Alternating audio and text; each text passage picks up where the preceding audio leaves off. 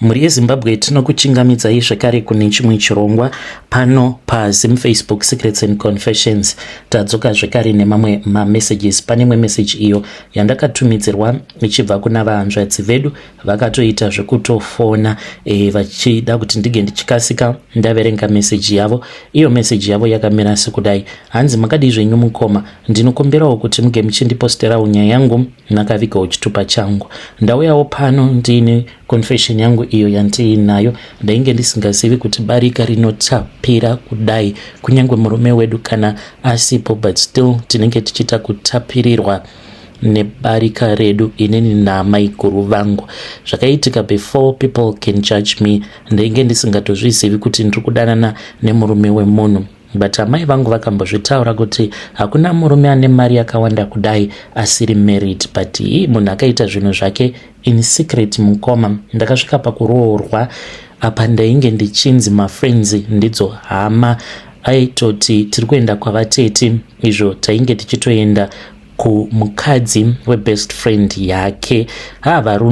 Varume vachafarini tinge tichizorora. Ndakazoti ndava nemwana wangu 1, ndipo apo pa ndakabva ndachizozviona kuti murume ainge ari married. Munhu anenge aine mari anonetsa kuti unge uchizvibata kuti ari married, nekuti zvose zvinenge zvakarongeka. Mukomana chindaigara ndiine kadhi iri dzimwe nguva raikwanisa kungoiswa mari. Ndobva ndanzi pane munhu andibatisa 50,000 mukadhi imomo, usashandisa mari iyoyo, handitika ndichazokuisira yako 10. Ndobva ndati okay. Saka ndainge ndisina hangu zvakawanda zvandainge ndichinyanya kufunga, even though ndainge ndichigara muJoburg. Pari zvino ndava kugara kuCape Town. Tava kugara tose as a family naamai guru vakazondigamuchira havo, uye zvekare pane zvakawanda zviri kuitika pakati pangu naamai guru zvazondiunza pano. Saka ndichiri kuJoburg, murume ainge akandiudza kuti sezvo inini ndiri pilot, pane dzimwe nguva dzekuti ndinenge ndisingakwanise kukuona paunenge uchida kuti ndige ndichikuona, so pandinenge ndichikwanisa ndinouyawo, but ndinoda munhu ari trustworthy. Ndikabva ndati vamupilot vangu, I will never cheat on you.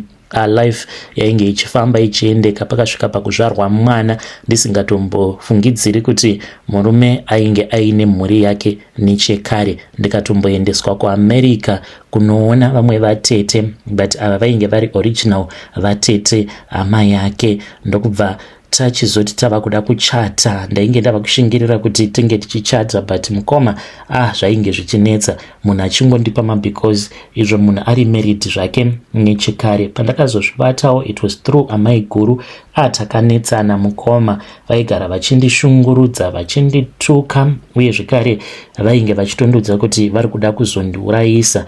Life yangu ndainge ndava kuona kuti life yainge yatova parumana nzombe. Ndikatombotiza muno muSouth Africa ndikaenda ndikanogara kumusha kuchengeta. Ndaichengetwa hangu nemurume, but BP yangu yaingogara yakakwira, nekuti ndaingoti ndikaona mafoni numbers manyowani ndotoziva kuti vanenge vari ivo, vobva vatotanga kutondituka. Sezvisinei mukoma, pakazongoitika problem zvikabva zvachizonzi munhu wose aifanira kuti ange achizovapo.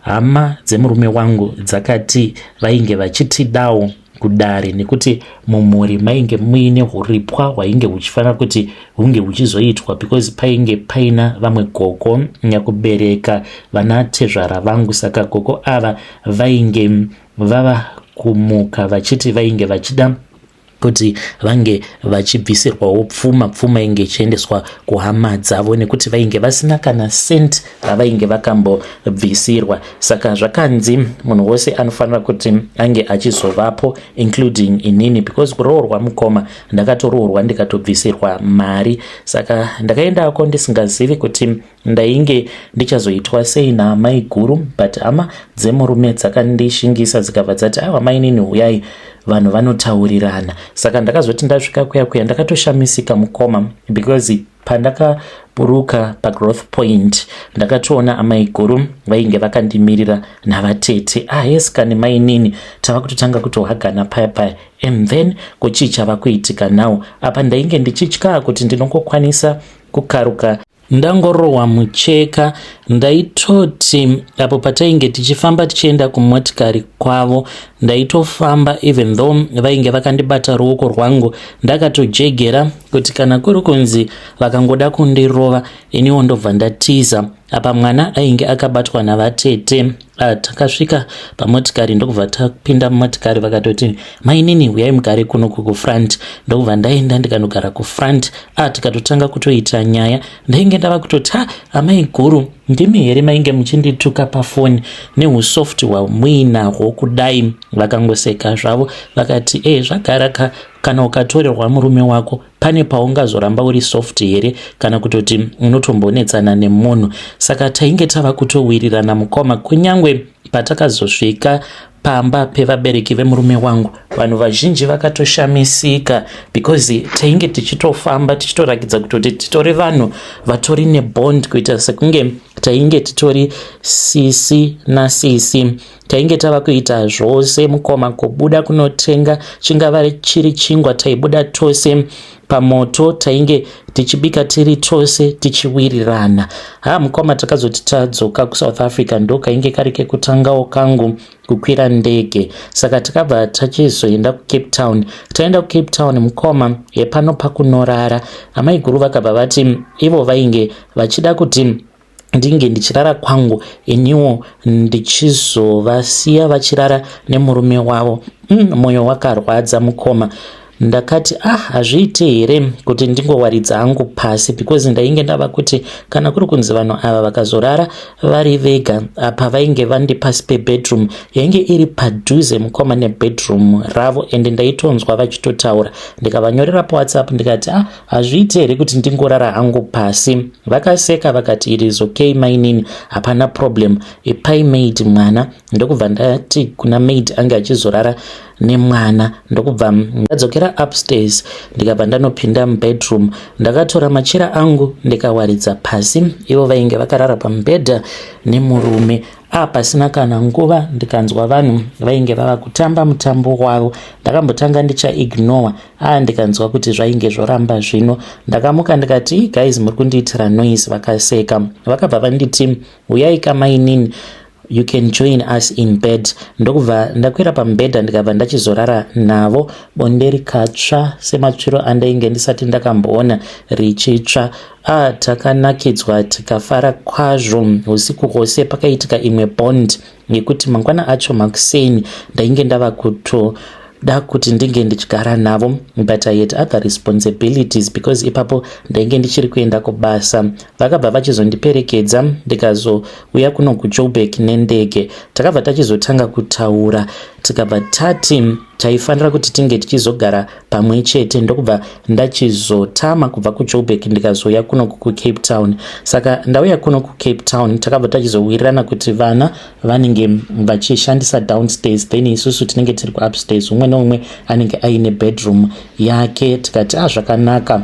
Ndokubva tachizoti nekufamba kwenguva vaingokwanisa kuti kana inini kuri kunzi murume anenge ari kwangu vongouyawo, ndainge ndisingambonetsani navo, ende ivo vaiti kana murume ari kwavo ndaingoendawo kubedroom ikoko ndonorara navo. Pasitomborina kana problem. Kudzamara mukoma tazotongotanga kushandisa bedroom rimwe chete, tikanotenga redu zimbedha rakakura kudai. Bedroom yedu tikaishongedza. Murume akadaidza vanhu vakauya vakarenovata spare bedroom nebedroom zvikazova chinhu chimwe chete. Rakakura zibedroom redu mukoma, asi kana umwe asingadi hake kurara mubedroom, kana kuri kunzi unenge uri mutumamudhu twako, unokwanisa kungoenda hako kune imwe spare bedroom. Zvose zvakarongeka. Nemurume anotienzanisa, but amai guru vanopiwa yakawanda nekuda kwekuti ivo vane mhuri yakakura. Iniwo ndinopiwa yakawandawo yandinoona kuti imari yakawanda yekutoti varume vazhinji havatombowani mari yakawanda kudaro. Saka ndo zvakatanga zvichaitika izvi. Painge pasitomborina dambudziko. Murume wedu iye mukoma, he is a pilot. Dzimwe nguva anokwanisa kuita nguva asipo pamba. Saka takati nerimwe zuva takangotengawo wine tichida kuita musikanzwa, murume haatozvifariri zvevanhu vanonwa doro. Takabva tachizoti handei kucheckers timbonotenga wine. Taenda kuya tikabva tanotenga wine, ndokubva taita braai yedu. Saka takati tapedza kunwa doro redu tikabva tati handei tinoona mamovie mubedroom, ndokubva tatanga kuona mamovie. Hamenewo kuti zvakatanga sei, ndopatakangoti ngatimboita experiment led to one thing to another. Ndokubva tatotanga kutoita zvinhu zvisina basa paya. Mukomana tatova nematoi edu anogara mune kamwe kabhegi ako katinohwandisa. Murume haatozvizivi kutoti tine zvinhu zvedu zvatakatenga. Tine chinhu chedu chemunhurume chatakatenga chekuti unoita chekupfeka chiri chistrap. Saka kana kuri kunzwo ndinenge ndiri pajuti ndinochipfekawo chistrap ndoita amai guru. Ivowo musi wavanenge vachida kundiita vanongondiita tichitongoenda takadaro. Nyaya yavapo mukoma ndeyekuti isusu tiri vaviri kudaro tava vanhu vekutongoti tava kutongodanana. Apa murume tava kungomudawo nekuda kwekuti ndiye baba vevana vedu plus nemari kuchengetwa kikikikiki. But kana kuri kunzi mapercentage kuna amai guru ndingangoti maybe it is about 100. Murume utozongoti kakoma kekupedzisira tisati tapinda mu100. Ivowo zvekare ndizvo zvavanotaura. Ndakatombobata foni yavo ndikatoona vachitaura nemwe best friend yavo vachitoiudza vachiibvunza kuti is it normal kuti vanhu kana muri pabarika munopedzera mava nebondi yakadaro yekuti havatombodi kuti ndige ndichibuda ndiri ndega, vanotoda kutoti tinge tichitobuda tiri tose nekuti vanoninzwira shanje. Ndozvavainge vakanyora pachat kuti handizivi kuti sei amainini ndichivanzwira shanje kudai. But friend yavo haatozviziviwo kuti ndozvatinopota tichiita izvi. Apa tiri kutoronga kuda kuenda kuBahamas tiri tega tiri vaviri kikikikiki. Tiri kushaya kuti murume tichamuudza kuti kudii, like tomupa excuse yekuti kudii. Vedare ndo message iyo yandakatumidzirwa ichibva kuna vahanzvadzi vedu. Ngatizamei kuti tinge tichitaura navo vahanzvadzi vedu ava mucomment section. Zvakangooma hazvo vedu we. Strange things indeed they do happen in this world. Pakaipa. Regedzei tibva taenda panyedu inotevera. Nyedu inotevera yakamira sekudaiso. Hanzi makadi zvenyu mukoma, ndinokumbirawo kuti munge muchindiposterawo nyaya yangu makavikawo chitupa changu. Ininiwo ndinoda kureururawo kuti ndakaroora nyoka uye zvekare ndikachata nenyoka. But nyoka iyi yava kundiparadzira upenyu hwangu. Inzwaiwo zvakaitika zvose nezviri kuitika muupenyu hwangu. Chinonyanya kundirwadza ndechekuti ndine nguva yekuti ndinotombopota ndichirasika njere, ende panguva iyo yandinenge ndiri murwere wepfungwa zvandinenge ndichiita ndinenge ndisingatombozivi kuti chii chaizvo chandinenge ndichimbonyatsokuita. I don't even know why ndiri kukunyorerai nyaya iyi even though muri munhu wandisingatombozivi. Zita rangu musazoriisa pamhepo, asi ndiri murume kurirawo muHighfields, ndo mandakaberekerwa muHarare. Ndainge ndiine desperation yemari. Basa rangu randainge ndichiita ndaita basa rekutengesa mabhero kwamupedza nhamo. Life was very difficult. Saka ndakabva ndachizotenga motikari iyi mukoma ndakaitenga ndichiita zvekutobatsirwa nehama. Saka hama dzainge dzakati kana zvinhu zvangu zvikazonzi zvinenge zvaita ndaifanira kuti ndinge ndichizovapa mari, asi motikari iyoyo yakazototanga kutondiburitsira mari more than mari yainge ichipinza. Apa mudzimai nevana vainge vava kufa nenzara. Nerimwe zuva ndakati ndiine friend yangu tainge titori kuBhawa, tainge tiri paBhawa raname Hidden, uyo wandakazototanga kuwirirana naye nekuda kwekuti ainge akaromba, uyo akakurudzira nekubatsira muimbi anonzi Name Hidden, vose varimo muzvinhu izvi zveurombwa. Saka nyaya iyi yeBhawa iroro inototi netsei nekuti paBhawa apa patori nemusoro wemunhu uyo wakatochererwapo pabhawa ipapo but muri mufoundation. Ndakazozviziva mushure mekunge ndaromba. Ipapo pandainge ndiine friend yangu tichitaura zvedu nyaya tichikurukura, akabva achizondiudza kuti ainge achifunga nezvekuti ange achienda kuMozambique. Ndikabva ndati kuMozambique uruda kuenda kunoona ani? Akabva anditi kuMozambique ainge achida kuti ange achinoona imwe n'anga iyo yaainge akaudzwa nezvayo neimwe friend yake ainge achigara kuMatapi, naiyewo ainge achida kuti ange achizoenda kuMozambique. Ndikabva ndati zvino unozozvigona here izvi zvekubata mishonga, unozozvigona here kuzotaura nezvikwambo? Akabva ati zvakangofanana izvi, kusiri kufa ndekupi. Ndipo patakabva tachizogumira discussion yacho iyoyo. Nerimwe zuva akazondiudza achindirangaridza kuti ainge agadzirira kuti ange achienda kuMozambique, akabva anditi asi ainge achida kuti ange achizoenda neni. Saka pandakazobvuma ndakadelaya just a little bit about a week ndichifunga nezvazvo. Apa ainge akaudza shamwari yake yekuMatapi kuti hazviite kuti ndige ndichisiya bhururu wangu, he is like a brother to me, totofanira kuti tinge tichienda naye. Saka kudelaya kwatakaita ndingangoti kwakatibatsira because hatina kuzogumisidzira taenda kuMozambique. Ipapo takazoenda zvedu kuMozambique but tainge tava kutotanga kutoita mari. Ipapo takaenda kuChipinge. Taenda kuChipinge takasvika kune rimwe village, ndokubva tachizotanga kubetserwa nen'anga yacho nekuti yainge yakatouya kuChipinge ichibva kuMozambique.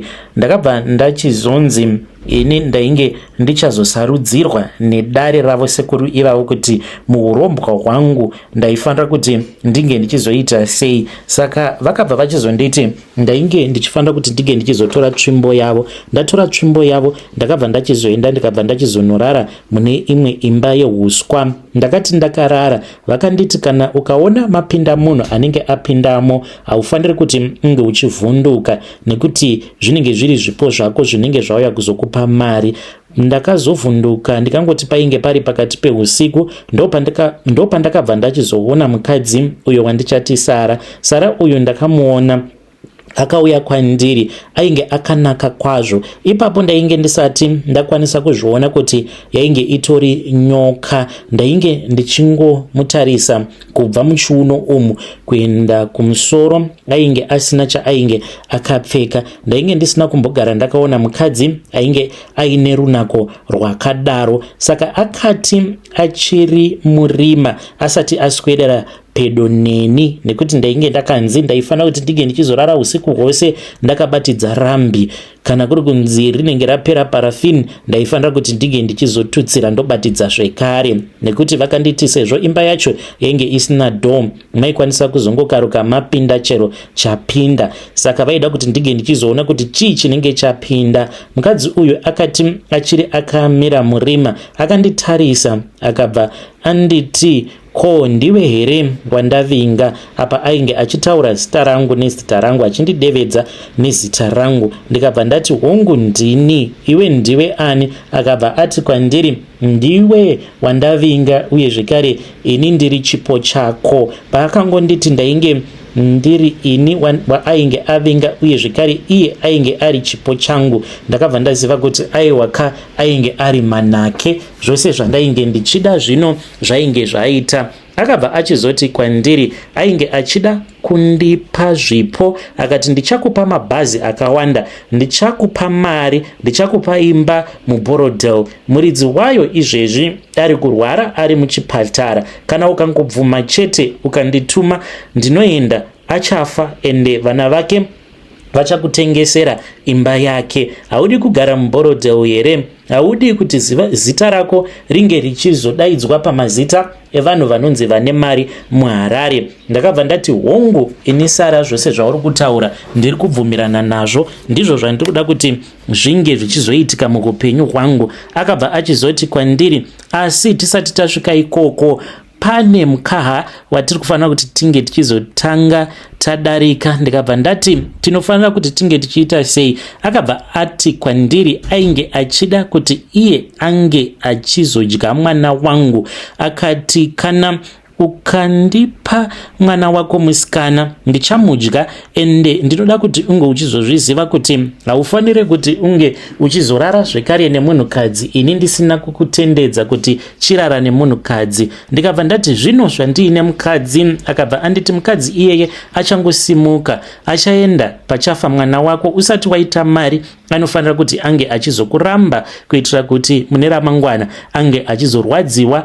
nemari yaunenge wava nayo. Asi mwana wako ndinomuda, ndokubva ndachizobvuma ndikabva ndati kana kuri kunzi ndo zvichaita kuti ndige ndichizoita mari hazvina hazvo basa, chakakosha ndechekuti ndikuda kuti unge uchizondipa mari. Asi mwoyo wangu wakarwadza because ndainge ndichizvibvunza kuti saka ndo zvandafunga here izvi kuti ndinge ndichichekeresa mwana wangu, ndochekeresa here mwana wangu musikana, but zvakangofanana izvi kunyange ndikati ndinenge ndisingadi kuchekeresa mwana wangu.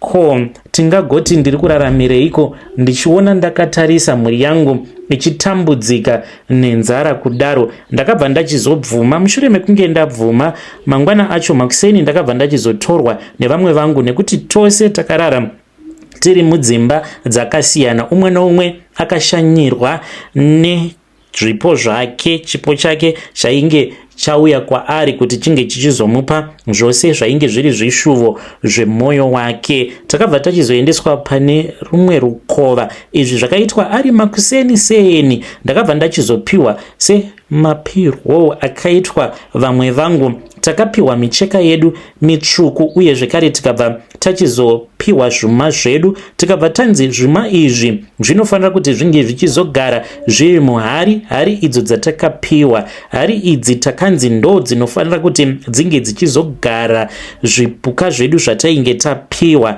Ipapo ndainge ndava kutozviziva kutoti ini Sara wandainge ndapiwa ainge ari nyoka zvake, nyoka mhenyu inorarama yakaita hafu mukadzi hafu nyoka. Sekuru vakabva vachizotora reza. Mushure mekunge vatora reza ndokubva vachizotanga kutivevura. Ndakavevurwa bvudzi rangu uye zvekare nevamwe vangu vakavevurwa nereza. Kudaro tikabva tachizonzi taifanira kuti tinge tichizozvicheka mushure mekunge tapedza kuvevurwa nereza dziya. Saka ndakapiwa reza iyo yavainge vakashandisa pavakavevura friend yangu, then imwe friend ikabva yachizopiwawo reza imwe yandainge ndashandisa. Tikabva tanzi tose taifanira kuti tinge tichizvicheka. Saka ndakazvicheka rutatu.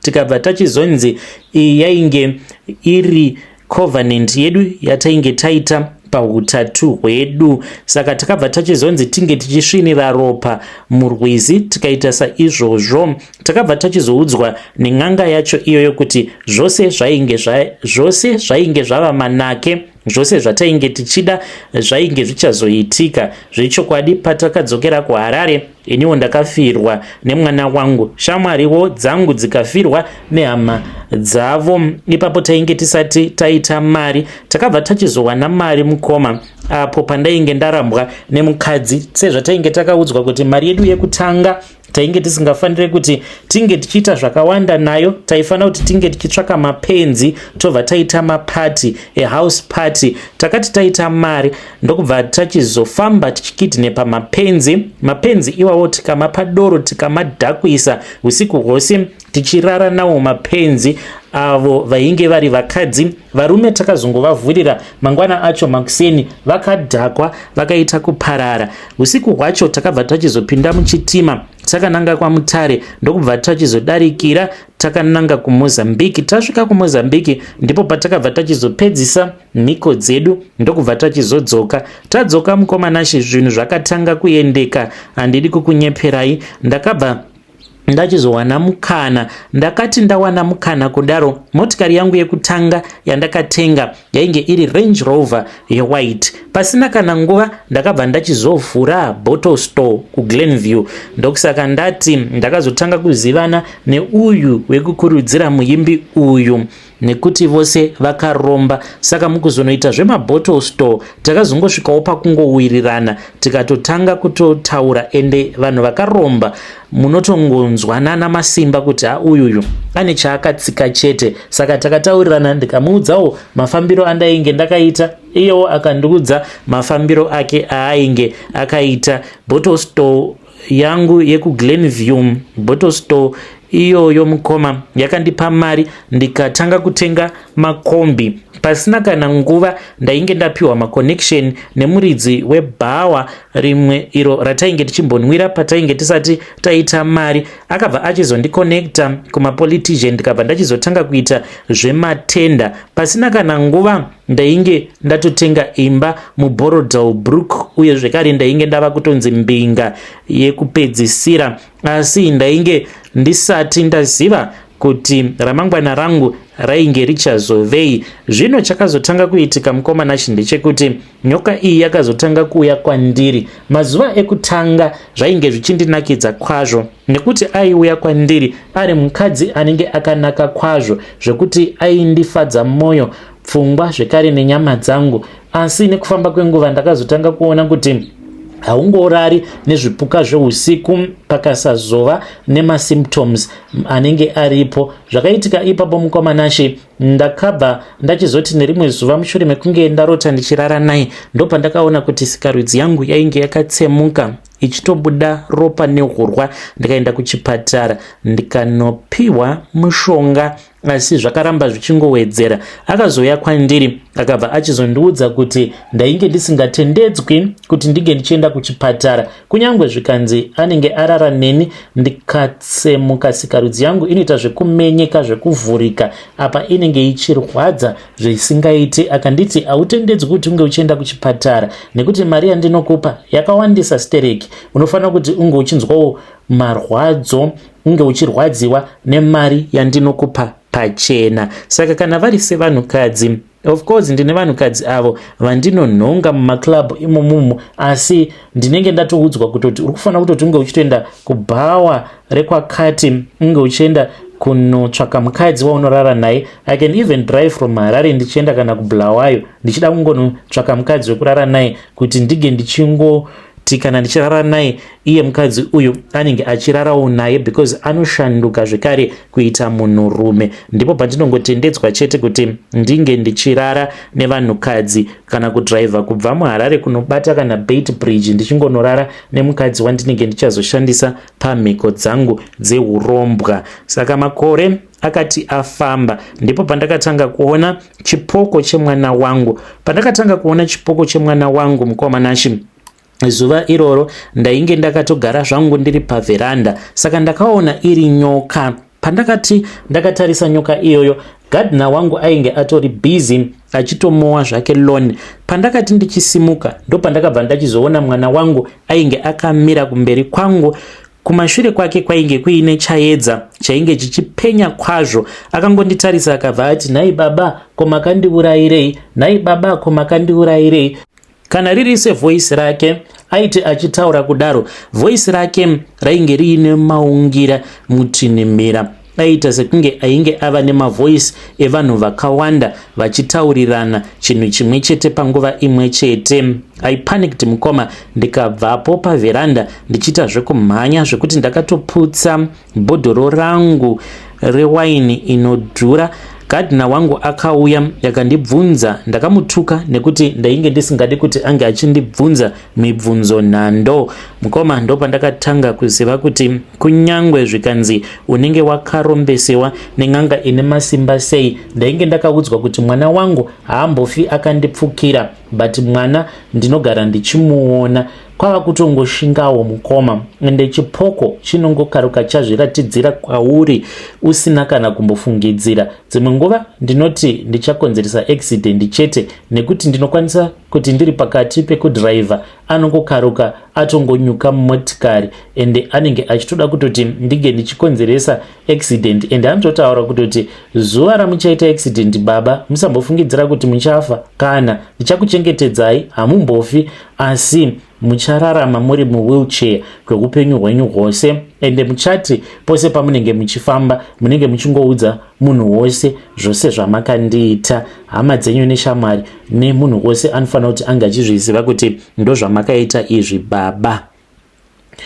vedare ndo message iyo yandakatumidzirwa ichibva kuna mukoma vedu. Zvakangooma hazvo veduwe. Strange things indeed they do happen in this world. Ngatizamei kuti tinge tichitaura navo mukoma vedu ava mucomment section. Zvakangooma hazvo veduwe. Hanzi ndine dzimwe nguva dzekuti ndinopenga, asi pandinenge ndichipenga ipapo handizivi kuti chii chinenge chichiitika kwandiri. Zvakangooma hazvo veduwe. Ngatisanganei zvekare mune zvimwe zvirongwa zvinotevera.